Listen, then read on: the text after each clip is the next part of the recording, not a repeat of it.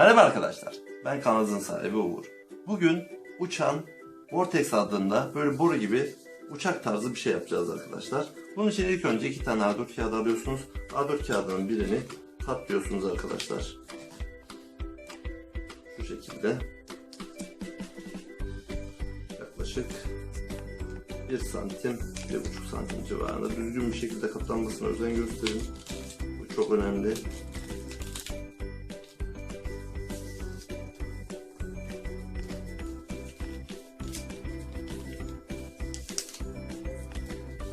Düzgün katlanması çok önemli arkadaşlar.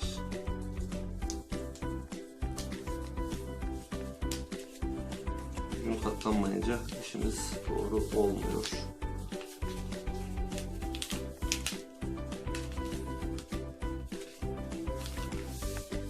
Evet arkadaşlar, bu gördüğünüz gibi ilk kağıdımızı katladık.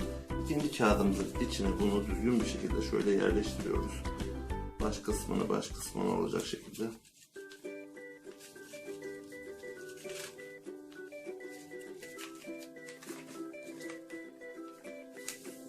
Bu şekil.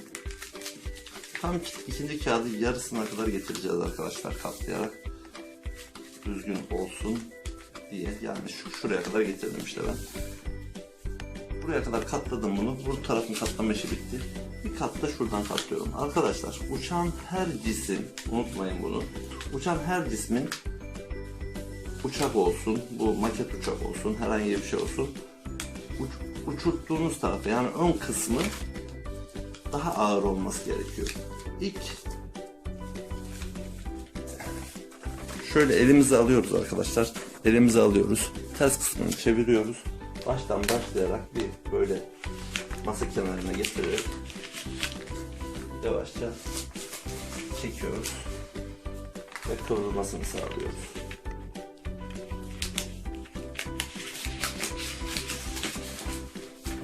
Şu şekilde gördüğünüz gibi iç bükey içine kıvrıldı arkadaşlar.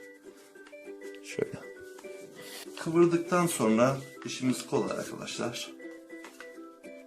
Şöyle iç içe geçecek şekilde yapıştıracağız ve işlemimiz bitecek.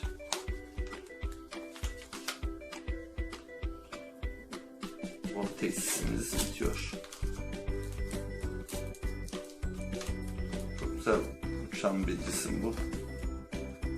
Burayı dengeli yapın yalnız.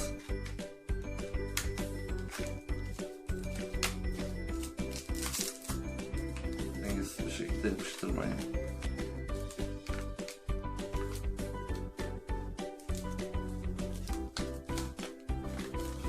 Şöyle dengeli yapışmasına dikkat edin.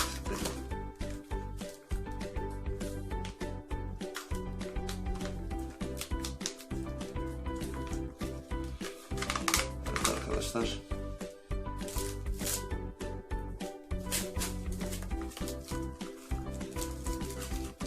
Şöyle.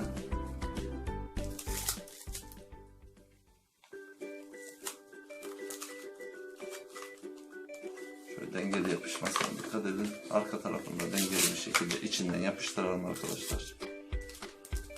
Vortex'imizin dengesini ayarladıktan sonra içimiz bitsin arkadaşlar.